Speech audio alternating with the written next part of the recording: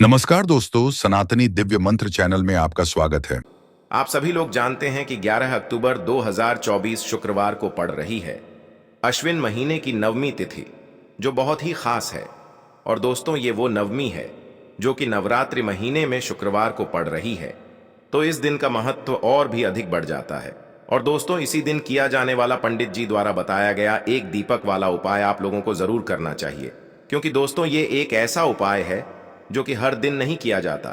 अश्विन महीने में जो नवमी तिथि आती है उसी दिन किया जाता है। अगर आप लोगों ने इस उपाय को नहीं किया है या किसी कारणवश नहीं कर पाए हो, तो इस शुक्रवार नवमी तिथि के दिन इस उपाय से मत चूकना दोस्तों। देखिए, ये दिन इतना खास होता है, इतना महत्वपूर्ण होता है, देखा गया है कभी कभी बड़े बड़े पूजा पाठ अनुष्ठान से जो मनोकामना पूर्ण नहीं होती है, वह शुक्रवार के दिन एक छोटे से उपाय करने से ही आपकी मनोकामना पूर्ण हो जाती है। और बहुत सारे लोगों ने इस उपाय को किया भी है और उनको इस उपाय को करने का फल भी जरूर मिला है। अगर आप लोग भी इस उपाय को इस शुक्रवार की रात करना चाहते हैं, तो आप इस उपाय को पहले अच्छे से समझ लेना, सुन लेना, उसके बाद करना। आपको इस उपाय का फल जरूर मिलेगा, आपकी सभी मनोकामनाएं पूरी हो जाएंगी। दोस्तों, हम आपको यहां पर बता दें कि यह जो एक दीपक वाला उपाय है, ये उपाय पंडित जी ने अपनी अभी की शिव महापुराण की कथा में ही बताया है। और इस उपाय को करने से आपके घर में चाहे किसी भी प्रकार की दुख और समस्या क्यों ना चल रही हो, आपको उसका कारण भी नहीं पता है कि भाई ये समस्या किस कारण से चल रही है। उसका कुछ भी कारण हो सकता है, जैसे पितृदोष हो सकता है, काल सर्प दोष हो सकता है, या किसी भी तरह का मंगल दोष भी हो सकता है। और भी बहुत तरह के दोष होते हैं, कुछ भी हो सकता है। पर आपको इस उपाय को करने के लिए अपने दोष को पता लगाने की भी जरूरत नहीं है। आपके घर में किस कारण से इतनी दुख और परेशानी आ रही है, वह भी आपको पता लगाने की जरूरत नहीं है। बस शुक्रवार की नवमी के दिन इस उपाय को कर लेना, क्योंकि इसी एकमात्र उपाय को करने से आपके पूरे घर परिवार में सुख और शांति हो जाएगी। आपके घर में अच्छे अच्छे काम होने लगेंगे। आपकी जो भी मनोकामना होगी, वह भी धीरे धीरे करके पूर्ण होना शुरू हो जाएंगी। अब हम समझते हैं इस एक दीपक वाले उपाय को आपको करना कैसे है, किसको करना है, किस समय करना है और कैसे करना है। देखो, उपाय बिल्कुल आसान है, बस समझने वाली बात है। ध्यान से समझिए, उसके बाद ही आप लोग जो है इस उपाय को जरूर कीजिएगा। सबसे पहली चीज हम लोग ये समझते हैं कि इस एक दीपक वाले उपाय को इस शुक्रवार के दिन किसको करना है। तो देखिए, इस उपाय को घर के सभी सदस्यों को करने की बिल्कुल भी जरूरत नहीं है। घर में से कोई एक मुख्य बड़ा सदस्य ही इस उपाय को करेगा, तो उस घर परिवार के सभी सदस्यों को इस उपाय को करने का फल मिल जाएगा। पर वो बड़ा सदस्य कौन होगा, कौन व्यक्ति इस उपाय को करेगा?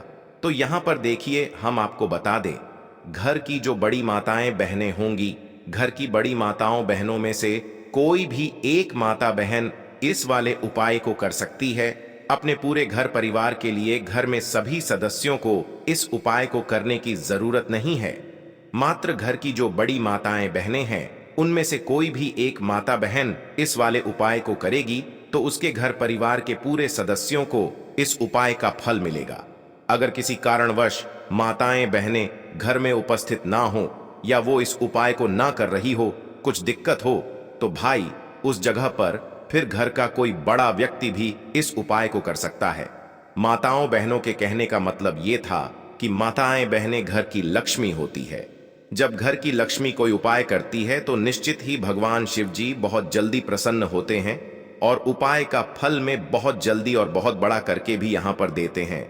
तो आप लोग ये बात समझ गए होंगे। अब हम ये बात समझते हैं, इस वाले उपाय को हमें करना किस समय है। एक दीपक वाले उपाय को हमें इस शुक्रवार नवमी के दिन करना किस समय है। तो देखिए, इस उपाय को करने का जो समय है, शाम का समय है।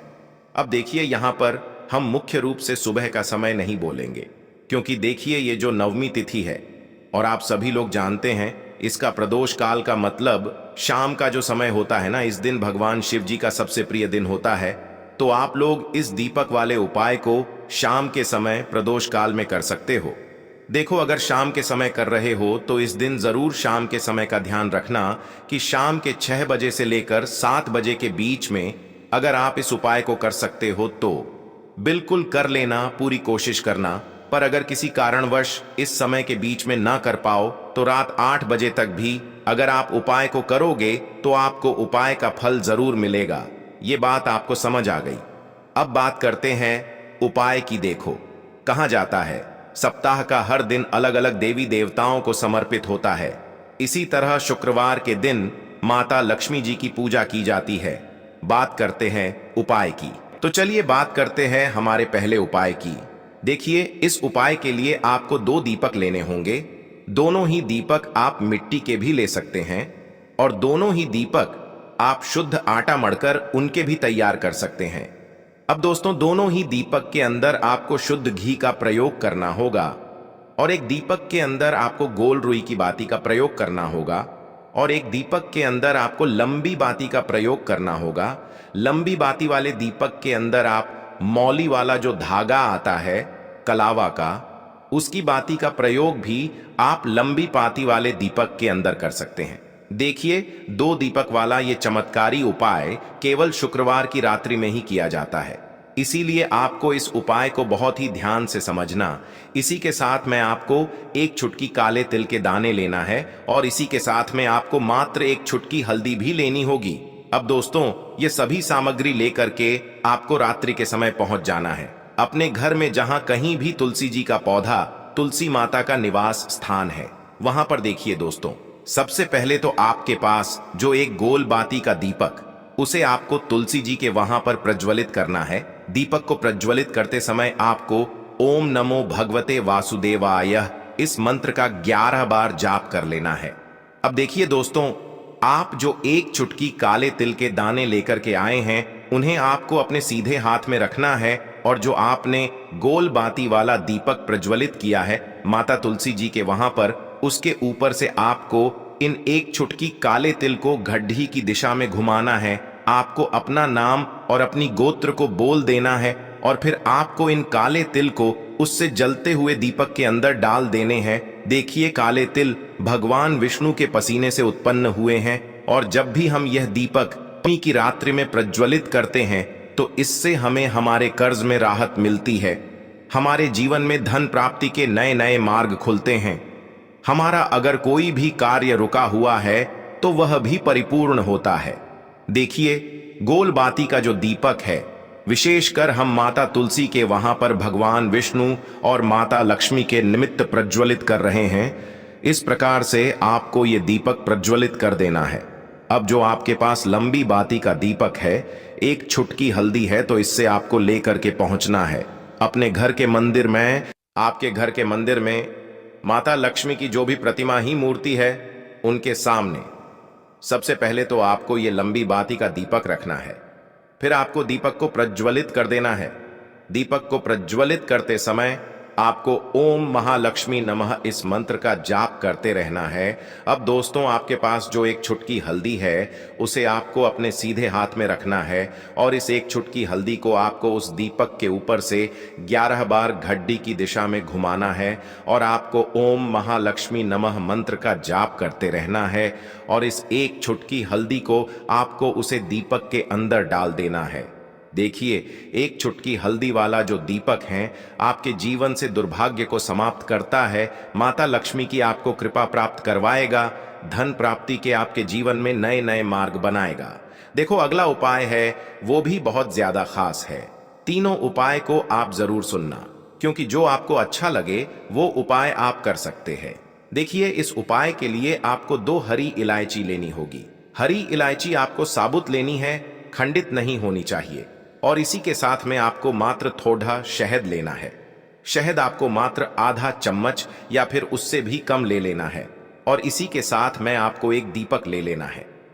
दीपक आप चाहे तो मिट्टी का भी ले सकते हैं और आप चाहे तो शुद्ध आटा मढ़कर उसका दीपक भी आप तैयार कर सकते हैं। इस दीपक के अंदर आपको मौली का जो धागा आता है कलावा का, उसकी बाती का प्रयोग करना होगा, यानी कि इस दीपक के अंदर आपको लाल रंग की बाती का प्रयोग करना होगा और इस दीपक के अंदर आपको शुद्ध घी का प्रयोग करना होगा।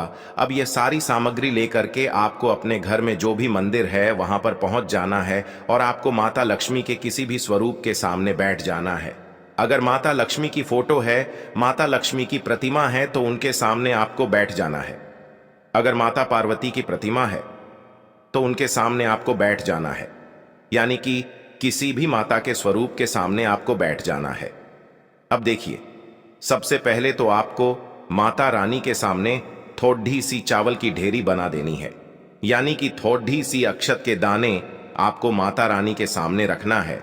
उसके बाद आप जो एक दीपक लेकर के गए हैं, उस दीपक को आपको उन्हीं चावल के दानों के ऊपर रख देना है और फिर इस दीपक को आपको माता रानी के सामने प्रज्वलित कर देना है। देखें, इस दीपक को प्रज्वलित करते समय आपको ओम महालक्ष्मी नमः इस मंत्र का लगातार जाप करते रहना है।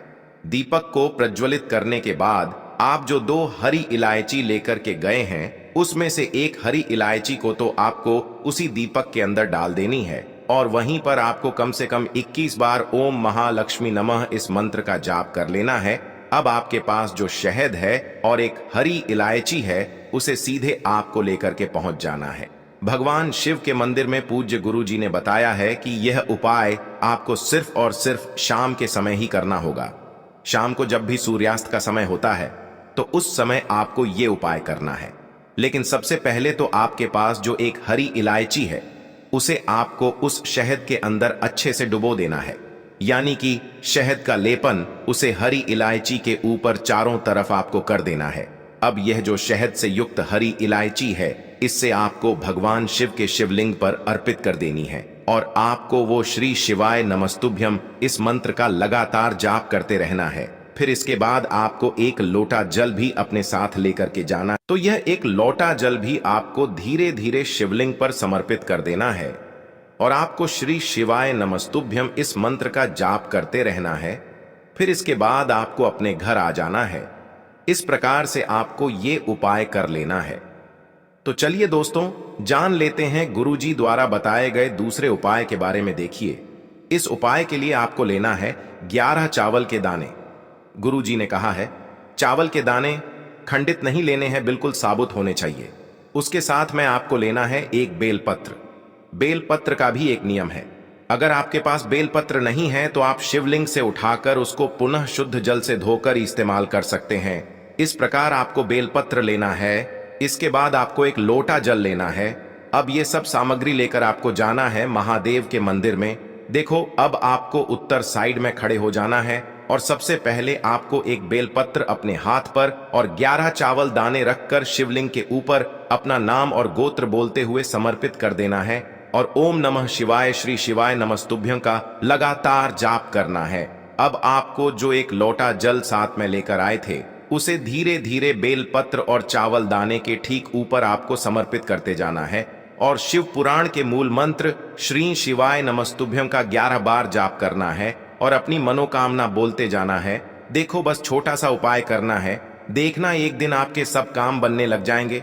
गुरुजी का बहुत ही विशेष उपाय है।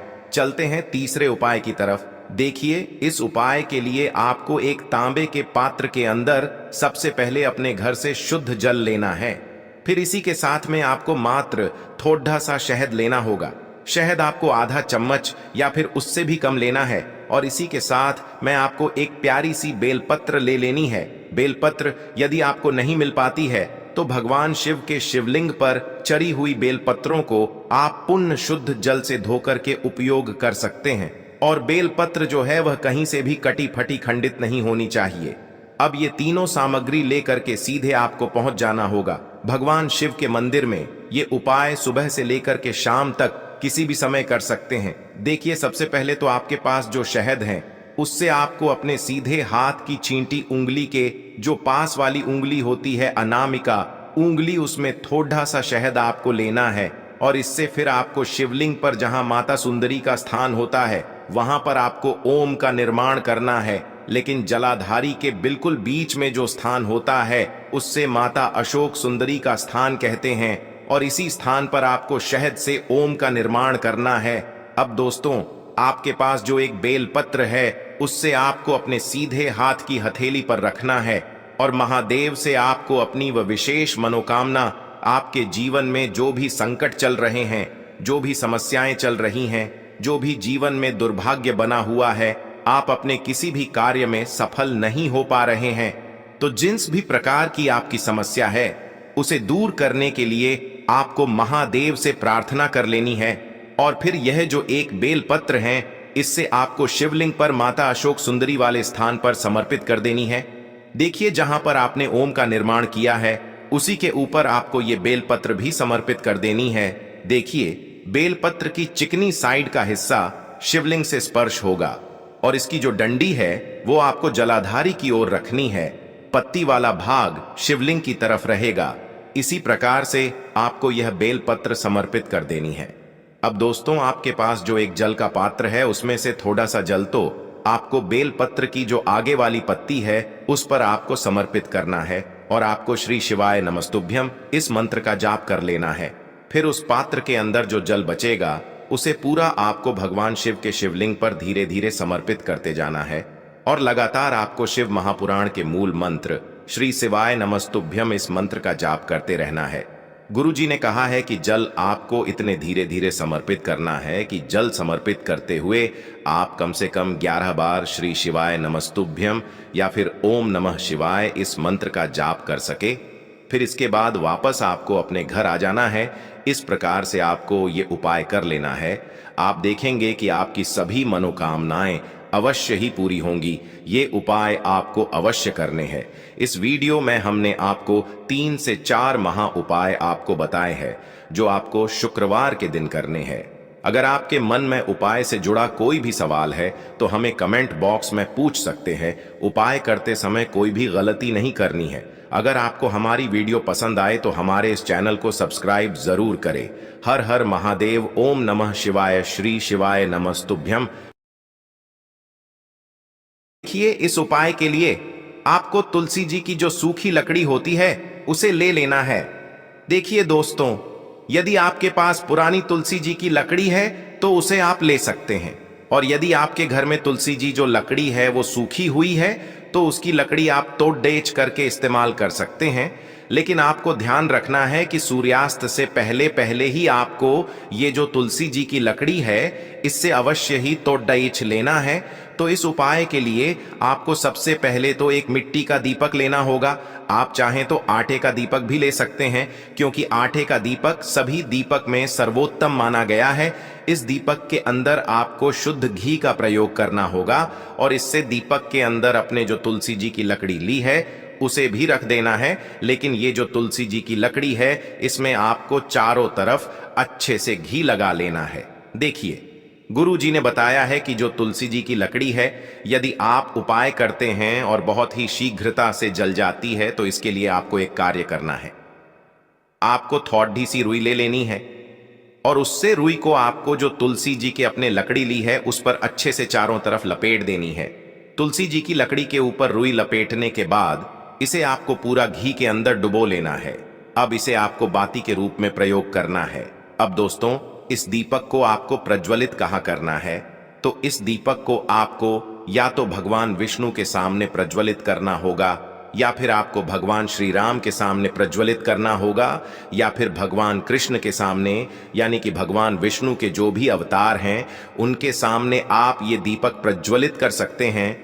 या फिर आप इससे दीपक को माता तुलसी जी के सामने भी प्रज्वलित कर सकते हैं। पूज्य गुरु जी ने बताया है कि जो भी व्यक्ति इस प्रकार से तुलसी जी की डंडी से यह दीपदान कर देता है उसके जीवन में कभी भी धन की समस्या नहीं होती है। इसी आप सभी लोग जानते हैं कि 11 अक्टूबर 2024 शुक्रवार को पड़ रही है अश्विन महीने की नवमी तिथि, जो बहुत ही खास है। और दोस्तों, ये वो नवमी है जो कि नवरात्रि महीने में शुक्रवार को पड़ रही है और इस दिन कन्या पूजन भी किया जाएगा, तो इस दिन का महत्व और भी अधिक बढ़ जाता है। और दोस्तों, इसी दिन किया जाने वाला पंडित जी द्वारा बताया गया एक लाल फूल और एक सफेद फूल वाला उपाय आप लोगों को जरूर करना चाहिए, क्योंकि दोस्तों ये एक ऐसा उपाय है जो कि हर दिन नहीं किया जाता। अश्विन महीने में जो नवमी तिथि आती है उसी दिन किया जाता है। अगर आप लोगों ने इस उपाय को नहीं किया है या किसी कारणवश नहीं कर पाए हो तो इसके दिन इस उपाय से मत चूकना दोस्तों। बस शुक्रवार की नवमी के दिन इस उपाय को कर लेना, क्योंकि इसी एकमात्र उपाय को करने से आपके पूरे घर परिवार में सुख और शांति हो जाएगी। आपके घर में अच्छे अच्छे काम होने लगेंगे। आपकी जो भी मनोकामना होगी वह भी धीरे धीरे करके पूर्ण होना शुरू हो जाएंगी। अब हम समझते हैं इस एक लाल फूल और एक सफेद फूल वाले उपाय को आपको करना कैसे है, किसको करना है, किस समय करना है और कैसे करना है। देखो, उपाय बिल्कुल आसान है, बस समझने वाली बात है। ध्यान से समझिए, उसके बाद ही आप लोग जो है इस उपाय को जरूर कीजिएगा। सबसे पहली चीज हम लोग ये समझते हैं कि इस एक लाल फूल और एक सफेद फूल वाले उपाय को इस आने वाले शुक्रवार के दिन किसको करना है। तो देखिए, इस उपाय को घर के सभी सदस्यों को करने की बिल्कुल भी जरूरत नहीं है। घर में से कोई एक मुख्य बड़ा सदस्य ही इस उपाय को करेगा तो उस घर परिवार के सभी सदस्यों को इस उपाय को करने का फल मिल जाएगा। पर वो बड़ा सदस्य कौन होगा, कौन व्यक्ति इस उपाय को करेगा, तो यहाँ पर देखिए हम आपको बता दें, घर की जो बड़ी माताएं बहनें होंगी, घर की बड़ी माताओं बहनों में से कोई भी एक माता बहन इस वाले उपाय को कर सकती है। अपने पूरे घर परिवार के लिए घर में सभी सदस्यों को इस उपाय को करने की जरूरत नहीं है। मात्र घर की जो बड़ी माताएं बहनें हैं उनमें से कोई भी एक माता बहन इस वाले उपाय को करेगी तो उसके घर परिवार के पूरे सदस्यों को इस उपाय का फल मिलेगा। अगर किसी कारणवश माताएं बहनें घर में उपस्थित ना हो या वो इस उपाय को न कर रही हो, कुछ दिक्कत हो, तो भाई उस जगह पर फिर घर का कोई बड़ा व्यक्ति भी इस उपाय को कर सकता है। माताओं बहनों के कहने का मतलब ये था कि माताएं बहनें घर की लक्ष्मी होती है। जब घर की लक्ष्मी कोई उपाय करती है तो निश्चित ही भगवान शिव जी बहुत जल्दी प्रसन्न होते हैं और उपाय का फल में बहुत जल्दी और बहुत बड़ा करके भी यहाँ पर देते हैं। तो आप लोग ये बात समझ गए होंगे। अब हम ये बात समझते हैं इस वाले उपाय को हमें करना किस समय है। एक लाल फूल और एक सफेद फूल वाले उपाय को हमें इस शुक्रवार नवमी के दिन करना किस समय है। तो देखिए, इस उपाय को करने का जो समय है, सुबह का समय भी है और शाम का समय भी है। अब देखिए, यहाँ पर हम मुख्य रूप से सुबह का समय नहीं बोलेंगे, क्योंकि देखिए ये जो नवमी तिथि है और आप सभी लोग जानते हैं इसका प्रदोष काल का मतलब शाम का जो समय होता है ना, इस दिन भगवान शिव जी का सबसे प्रिय दिन होता है। तो आप लोग इसे एक लाल फूल एक सफेद फूल वाले उपाय को सुबह के समय भी कर सकते हो और शाम के समय प्रदोष काल में भी कर सकते हो। सुबह के समय अगर कर रहे हो तो 10 या फिर 11 बजे तक भी अगर उपाय करोगे तो भी आपको उपाय का फल मिलेगा। वही अगर शाम के समय कर रहे हो तो इस दिन जरूर शाम के समय का ध्यान रखना कि शाम के 6 बजे से लेकर 7 बजे के बीच में अगर आप इस उपाय को कर सकते हो तो बिल्कुल कर लेना, पूरी कोशिश करना। पर अगर किसी कारणवश इस समय के बीच में ना कर पाओ तो रात 8 बजे तक भी अगर आप उपाय को करोगे तो आपको उपाय का फल जरूर मिलेगा। ये बात आपको समझ आ गई कि आप इस उपाय को सुबह और शाम दोनों समय कर सकते हो। मतलब करना आपको एक ही समय है, घर में से किसी एक ही बड़े व्यक्ति को करना है, पर एक ही बार इस उपाय को करना है, दोनों समय नहीं करना है। आपको जो समय अच्छा लगे आप उस समय पर इस वाले उपाय को कर सकते हैं। तो चलिए जानते हैं इन विशेष उपायों के बारे में। लेकिन उससे पहले जो भी मेरे भाई मेरी प्यारी बहनें आज चैनल पर पहली बार आए हैं या मेरी आवाज आज पहली बार सुन रहे हैं, अगर आप भी महादेव के सच्चे भक्त हैं तो वीडियो को लाइक और चैनल को सब्सक्राइब जरूर कर लें और कमेंट बॉक्स में लिखे हर हर महादेव, ओम नमः शिवाय। देखो, अब सबसे महत्वपूर्ण बात आती है कि इस उपाय को हमें करना किस लिए है। जैसा कि हमने अभी आपसे बोला कि इस उपाय को करने के बाद आपके जीवन में बहुत सारी खुशियां आएंगी, आपकी मनोकामनाएं पूर्ण होंगी, आपकी धन की समस्या दूर होगी, आपकी पैसों की समस्या दूर होगी। अब देखिए, अगर आप लोग सोच रहे हो कि भाई हमें अपना घर बनाना है पर घर बनाने के लिए पैसा नहीं है, हमें गाड़ी लेना है पर गाड़ी लेने के लिए पैसा नहीं है, हमें जमीन लेना है पर जमीन लेने के लिए पैसों की कमी पड़ी डीडीएच रही है। अगर ऐसी ही दिक्कत, परेशानी या किसी भी तरह की धन से जुड़ी हुई समस्या या पैसों से जुड़ी हुई समस्या अगर आपके जीवन में चल रही है तो यह उपाय निश्चित ही आपके जीवन में बहुत सारे फल लाकर दे सकता है। इसीलिए अगर आपके घर में बहुत ज्यादा दिक्कत, समस्या, परेशानी चल रही है, धन से जुड़ी हुई, पैसों से जुड़ी हुई, धन की बहुत ज्यादा कमी आ रही है, पैसों की बिल्कुल आवक नहीं हो रही है, तो भाई आप लोगों को इस वाले उपाय को जरूर करना चाहिए। घर में से किसी एक भी बड़े व्यक्ति को अब इस उपाय में करना क्या है, वो सबसे पहले हम लोग जान लेते हैं उपाय की सामग्री। हम लोग सबसे पहले जानते हैं कि इस उपाय में किस किस चीज की आवश्यकता पड़ेगी। तो देखिए, उपाय का नाम तो एक लाल फूल और एक सफेद फूल वाला उपाय है, पर इस उपाय में कुल मिलाकर 4 सामग्री हमें लगने वाली है, जो कि पंडित जी ने खुद सीहोर वाली कथा में बताया है। और जो हम आपको उपाय बताते हैं वो पंडित जी द्वारा बताए गए होते हैं, अलग से हम कुछ भी नहीं बताते हैं। तो यहां पर हम लोग समझते हैं कि इस उपाय की सामग्री क्या है। तो देखो, उपाय की जो सामग्री है वो 4 सामग्री है, जिसमें से सबसे पहली सामग्री है एक बेलपत्र। देखो, बेलपत्र क्या होती है?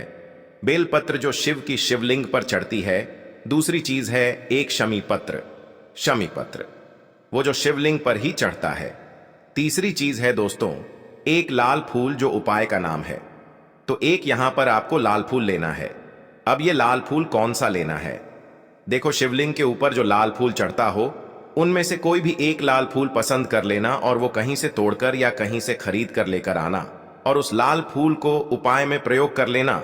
उसके बाद में एक सफेद फूल का विशेष रूप से ध्यान रखना। जो सफेद फूल शिवलिंग पर चढ़ता हो सिर्फ वही सफेद फूल लेकर आना, इसके अलावा कुछ मत लेकर आना, लेकिन केतकी का मत लेना। तो एक एक मात्रा में ही आपको ये चारों सामग्री चाहिए। एक बेलपत्र, एक शमी पत्र, एक लाल फूल और एक सफेद फूल। ये चारों सामग्री आप लोग तैयार करके रख ले। प्रदोष काल में या सुबह के समय जब भी आप इस उपाय को कर रहे हैं, जैसे ही आपके उपाय की सामग्री तैयार हो जाती है, तो क्या हम सीधा उपाय को करने के लिए इन चारों सामग्री को लेकर मतलब उपाय करने के लिए जा सकते हैं? नहीं, तो यहां पर आपको इस बात का ध्यान रखना है कि हम भगवान शिव जी को प्रसन्न करने के लिए तो जा रहे हैं, हम अपनी मनोकामना को पूर्ण करवाने के लिए तो जा रहे हैं, पर हमें यह दर्शाना बिल्कुल भी नहीं है कि हम सिर्फ अपने फायदे के लिए भगवान शिव जी के मंदिर में आए हैं। इसलिए हम इस उपाय को करने के साथ साथ में भगवान शिव जी की पूजन अर्चना के लिए कुछ सामग्री भी जरूर लेकर जाएंगे। जैसे कि सुबह के समय अगर आप उपाय को कर रहे हो इस एक लाल फूल और एक सफेद फूल वाले उपाय को, तो भाई सुबह के समय आपको एक लोटा जल लेकर जाना है। जो लोग प्रतिदिन शिव जी के मंदिर जाते हैं, पूजन अर्चना करते हैं, जल चढ़ाते हैं, फूल बेलपत्र सब कुछ चढ़ाते हैं, भाई वो अपनी पूजन अर्चना वैसी की वैसी ही करना। बाकी जो सिर्फ उपाय को करने के लिए जा रहा है, जो कुछ भी लेकर नहीं जा रहा है, उसे कम से कम एक लोटा जल अपने घर से जरूर भर कर लेकर जाना, अगर आप उपाय को कर रहे हो, है ना? क्योंकि इस वाले उपाय को आप भगवान शिव जी की पूजन अर्चना करने के बाद ही करना। वहीं अगर बात करें शाम के समय की, अगर कोई व्यक्ति शाम के समय प्रदोष काल में इस वाले उपाय को कर रहा है, तो भाई आपको मात्र एक घी का दीपक तैयार करना है। ये बात हम हमेशा बोलते हैं, शाम के समय प्रदोष काल में कोई कर रहे हो ना, तो दीपक का विशेष महत्व होता है। प्रदोष काल में जो भी व्यक्ति दीपक जलाता है ना भगवान शिव जी के मंदिर में, भाई उसके जीवन से सारी दुख और परेशानियां भी दूर होती हैं। तो भाई इस दिन दीपक का विशेष रूप से ध्यान रखना आप लोग। अगर आप इस उपाय को शाम के समय प्रदोष काल में कर रहे हो, है ना, ये जो दीपक आप लोग लोगे ये आटे का लोगे। जो आटा आप गूंद दोगे उसके अंदर कुछ भी मत डालना, मात्र साधा आटा लगाकर उसे तैयार कर लेना और एक मीडियम साइज का दीपक तैयार कर लेना। वो दीपक ना ज्यादा छोटा हो ना ज्यादा बड्ढा हो, है ना। उसके बाद में दीपक आपका तैयार हो जाए तो इसके अंदर जो बत्ती रखोगे वो गोल बत्ती रखोगे। देखो, गोल बत्ती भी 2 तरह की होगी, एक बाजार की और एक घर वाली। तो कोशिश करना अपने घर में जो रुई रखी हुई है उस रोई से आप लोग एक गोल बत्ती अपने ही हाथों से बनाओ। उपाय का फल अच्छा मिलता है, भगवान शिव जी जल्दी प्रसन्न होते हैं। जब हम किसी भी उपाय को अपने हाथों से परिश्रम करके तैयार करते हैं तो आपको उस दीपक के अंदर एक गोल बत्ती रख देनी है। इसके अंदर जो चीज आप लोग डालोगे वो डालोगे। शुद्ध देसी गाय का घी, इस बात का विशेष रूप से ध्यान रखना, क्योंकि भगवान शिव जी का सबसे प्रिय दिन और प्रिय समय पर हम लोग इस वाले उपाय को कर रहे हैं। तो थोड़ा सा शुद्ध देसी गाय का घी इतना डालना कि वो दीपक कुछ समय तक चल सके ना। बाजार वाला मिलावटी घी डालना, न भैंस का घी डालना। शुद्ध देसी गाय का घी आपको ढूंढने में थोड़ी मतलब मेहनत लगेगी और महंगा भी मिलेगा, पर गाय के घी से भगवान शिव जी प्रसन्न होते हैं और उसी शुद्ध देशी गाय की घी से घर में बरकत भी बनी रहती है और हमारे घर में सुख शांति भी बनी रहती है। इसलिए इस शुद्ध देशी गाय का घी को अपने घर में हमेशा रखा करो। वो भगवान शिव जी के कार्यों में भी उपयोग में आता है और उपायों में भी हम लोग प्रयोग कर सकते हैं। तो यहां पर आपकी सारी तैयारियां हो चुकी हैं। उपाय को करते समय शुद्धता का विशेष रूप से ध्यान रखिएगा। सुबह कर रहे हो तो भाई सुबह तो आपको स्नान करना ही करना है, बाकी शाम को कर रहे हो तो शाम को मात्र हाथ मुंह धोकर भी आप लोग इस वाले उपाय को कर सकते हो। कोई दिक्कत वाली बात नहीं है भाई।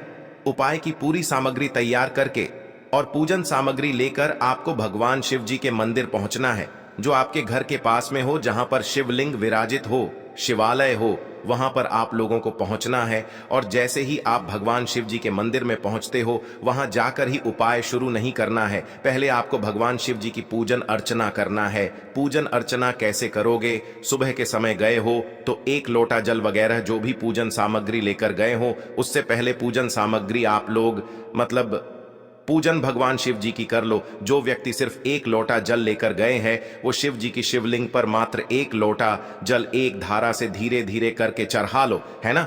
अपनी पूजन अर्चना आप लोग जो हैं पूरी कर लो पहले। उसी के बाद अगर आप शाम के समय कर रहे हो तो पहले जाकर बैठना है भगवान शिव जी के शिवलिंग के पास में। आप जो दीपक तैयार करके लेकर आए हो, उस दीपक को पहले जलाना है। ये जो दीपक आप